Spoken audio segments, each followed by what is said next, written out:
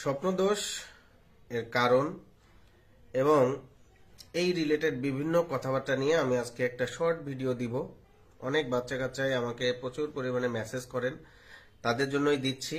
এবং অবশ্যই শিরোনামটা অন্য নামে থাকবে, কারণ শিরোনামে এমন কিছু দেওয়া যাবে না যেটা ফেসবুকের কমিউনিটি স্ট্যান্ডার্ডের বিপরীতে যায়। সেজন্য হয়তো শিরোনামে স্বপ্ন, গুণ বা আদার্স কিছু নাম থাকবে, আর বাকি ব্যাপারটা আমরা এখানে আলোচনা করব। তাহলে ছেলেদের যখন একটা বয়স হয়ে যায়, অর্থাৎ 13+, কারো 12+, কারো 11+, একটা যখন অ্যাডাল্ট এজে সে প্রবেশ করে, তখন থেকে একটা নিয়মিত যে ব্যাপারটা ঘটে সেটাকে আমরা বলি স্বপ্নদোষ। রাত্রেবেলা ঘুমের মধ্যে তার বীর্যপাত হয়ে যায়।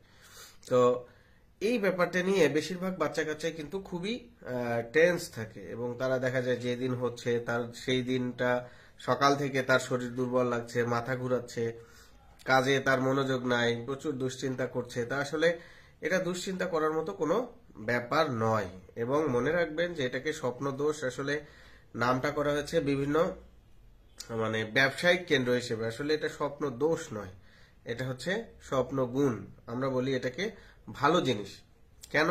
কারণ আপনার শরীরে যে অতিরিক্ত স্পার্মটা তৈরি হচ্ছে সেটাই ন্যাচারাল ওয়েতে আপনার শরীরের বাইরে চলে আসছে, যেটা আপনার জন্য উপকারী। এখন তাহলে কি এটা 100% হচ্ছে হওয়াটা সেফ, বা কোনো টেনশনের কোনো বা দুশ্চিন্তার কোনো কারণ নেই? না, সেটাও বলবো না।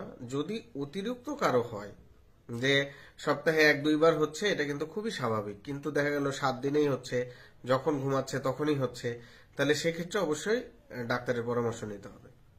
কারণ যাদের অতিরিক্ত হচ্ছে তারা আরো বেশি স্ট্রেসে চলে যাচ্ছে এবং তাদের বারবার এই সমস্যাটা হয়েই যাচ্ছে। তাহলে এক্ষেত্রে আমার পরামর্শ থাকবে যে সেক্ষেত্রে আপনি অবহেলা না করে এই ব্যাপারটা নিয়ে একজন চর্ম ও যৌনরোগ বিশেষজ্ঞকে দেখিয়ে ফেলবেন। আর তিনি যদি কিছু পরীক্ষা নিরীক্ষা দেয়, সর্বোচ্চ 2-1টা, সেটা করে ফেলবেন। অধিকাংশ সময় আমরা পরীক্ষা নিরীক্ষা করার প্রয়োজন মনে করি না, আমরা তাদেরকে এই পরামর্শগুলো দিয়ে থাকি, যে পরামর্শটা আমি আপনাদের এই মাত্র দিলাম। তাহলে 1 হচ্ছে কোনো দুশ্চিন্তা করা যাবে না। 2 নম্বর হচ্ছে সপ্তাহে 2-3 বার খুবই স্বাভাবিক। 3 হচ্ছে বেশি করে পুষ্টিকর খাবার খাবেন, যেমন সবুজ শাকসবজি, কাঁচা ফলমূল, মিষ্টি কুমড়া থেকে শুরু করে বিভিন্ন রকমের যে আমাদের খাদ্য তালিকায় যে সুষম খাদ্য আছে সেগুলা। যাদের অতিরিক্ত হবে, অর্থাৎ 3-4 বারও হবে সপ্তাহে, তারা এক্সট্রা হিসেবে ডিমটাকে আপনার খাদ্য তালিকায় অ্যাড করে দিবেন। তাহলে এগুলো হচ্ছে নর্মাল প্রসিডিওর, যেটার মাধ্যমে আপনি আপনার এই জিনিসটাকে রিকভারি করতে পারেন। আর কি করা যাবে না? অতিরিক্ত দুশ্চিন্তা করা যাবে না, এটাকে স্বাভাবিক মনে করতে হবে। অতিরিক্ত দুশ্চিন্তা করলে খাদ্যে অরুচি থেকে শুরু করে শারীরিক যে দুর্বলতা, সেই ব্যাপারগুলো ডেভেলপ হয়ে যায় এবং মানসিকভাবে অনেকেই ভেঙে পড়ে, যার কারণে অনেকেই এই ব্যবসাটা নিয়ে ব্যবসা করে মানে মাইক ভ্যানে ওষুধ বিক্রি করে, বিভিন্ন দোকানদার, অসাধু দোকানদার, তারা বিভিন্ন রকমের ওষুধপত্র বিক্রি করে। তো এইভাবেই আসলে দেখা যায় আমাদের ইয়াং জেনারেশনের অনেকেরই স্থায়ী যৌন স্বাস্থ্যের ক্ষতি হয়ে যাচ্ছে। তো এই কারণেই আমি এই ভিডিওটা আপনাদের শেয়ার করে দিলাম। আর এটা জনস্বার্থে, আপনারাও চেষ্টা করবেন যে এটা জনস্বার্থে আপনাদের বন্ধুদের মধ্যে শেয়ার করে দিতে, যেন তারা সচেতন হতে পারে। সবসময় একটা জিনিস মাথায় রাখবেন যে স্বপ্ন কোনো দোষ নয়, স্বপ্ন হচ্ছে একটা গুণ।